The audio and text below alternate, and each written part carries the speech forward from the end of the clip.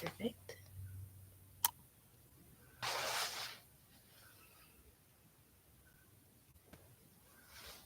All right. Good morning, everyone, and welcome back to the PD on Ice Daily Show. Um, my name is Rachel Selina, and I'm a TA with our Endurance Athlete Division. So I'm happy to be here on a Fitness Athlete Friday to be able to talk to you about a running topic. So that's where we're going today. We're going to talk about the long run and specifically a couple do's and don'ts about that long run. And the reason I'm bringing this up is that in working with a lot of running groups and with running clients, there seems to be just this like perception of the long run, right? That like long training run each week as just this like super utmost important, like the only important thing of a training cycle. And so I want to do this topic today to just kind of help us help our patients and clients to kind of reshape their mindset about the long run, to have a healthy mindset of what it actually is and what it's not, and how that can be utilized. So I'm going to keep it really simple. Okay, we've got two do's and we've got two don'ts.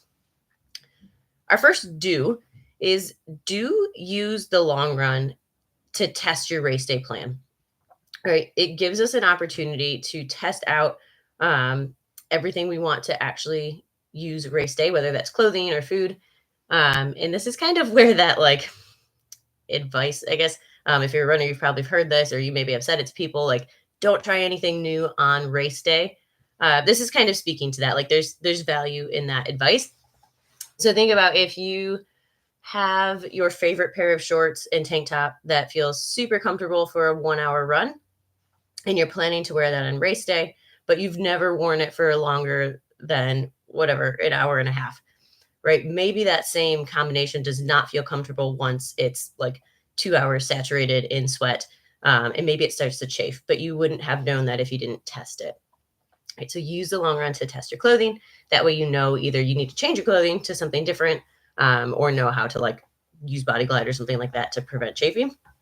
But it also gives your runners a chance to test their hydration and their nutrition strategy, right? So using that long run when the body's going to be working longer, to see how do they feel with taking goos and chews and gels, like that kind of thing, like kind of fake food.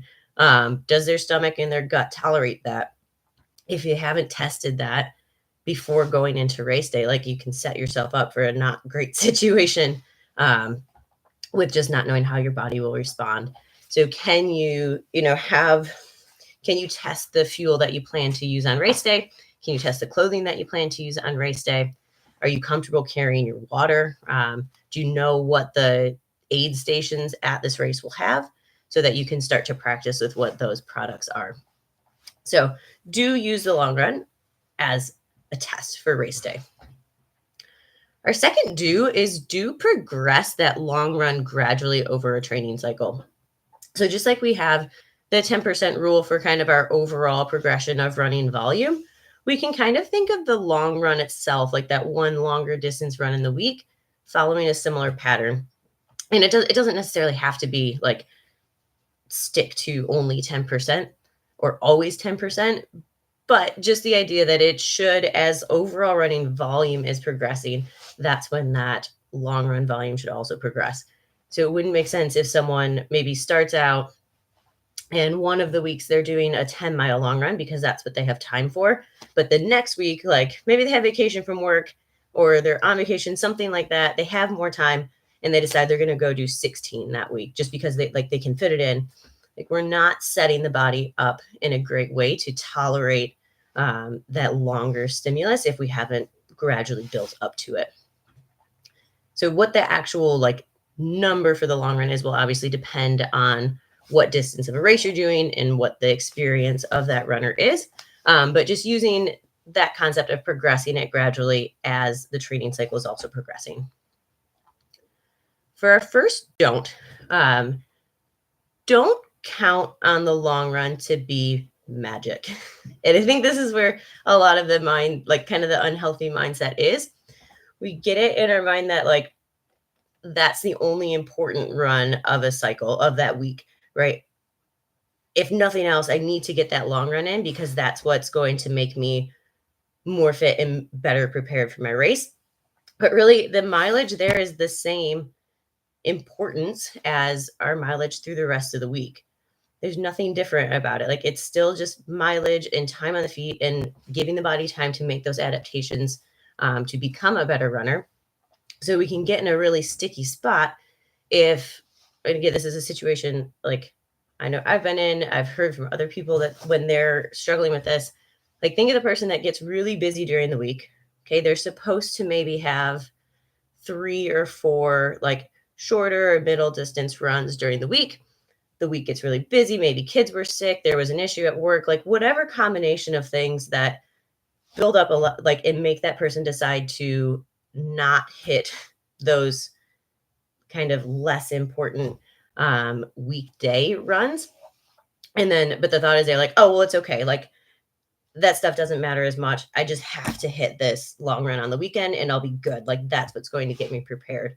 But then we have this big gap, right? Of, well, even if you hit 15 miles over the weekend, but we missed 10 miles during the week, like we're still not building and progressing in a way that's going to best prepare our bodies for that event, just because we hit the long run mileage. And we actually can set up for just a not great situation if all of our mileage is happening on like one specific day.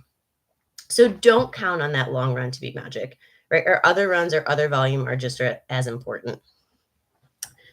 And then our second don't, right? Don't run the long run too fast. It's supposed to be longer, slower training, building those physiological adaptations, right? Our long run is not our race. If we race pace every single long run during training, right? We're not training, we're just racing those days. So keep long run paces moderate, conservative, right? You can work in some shorter intervals into a long run, or maybe do some pickups as a strategy to test that pace when you are fatigued. We're encouraging your runners to do that. But in general, we want to keep our faster running, our fast paces, interval work, tempo work on days separate from that long run stimulus, right? Keep each day distinct. Know what the intention is for that day. Explain to your patients what you want from that run, right? And leave the speed work, the fast work to a day when you can fully capitalize on that intention and on that work. Kind of a, maybe like a quick way to think of, is my long run too intense? Would be if you can get back to running again within 2 days. If you do such a long distance run or it's so intense that you are just trash, like I cannot run again. I'm so sore. I'm so tired. I can't run for 3 days, right? Again, we're setting either ourselves up or our patients are setting themselves up to not hit the rest of their weekly volume because they're needing those extra recovery days because they push the long run too much. Okay, so keep it conservative. It should be something you can recover from and be back to running again within 1 to 2 days. So that's it. Super simple, right? 2 do's. Do use the long run to test your race day plan. Do progress that run, that long run volume gradually over the training cycle. Don't count on the long run to be magic. Okay, know what it can do and what it can't do. And then don't run that long run too fast. So that's it. Like I said, I hope you can use this personally or to help your clients kind of develop a better mindset about the long run and kind of how they view their whole training. If you are interested in working with runners or you're ready to and you want to expand your knowledge, we have our next cohort of rehabilitation of the injured runner online is coming up March 5th. So registration is open for that on ptonice.com. You can jump in. And then our first live course will not be until June. It's June 1st and 2nd, just outside of Milwaukee. So we'd love to have you either online, live, both, either one. Feel free to jump into one of those. Otherwise, take advantage of the super warm weather we're having. It's odd. It's 60 degrees in Michigan right now. So go outside, get a run in, and have a great weekend. Thanks.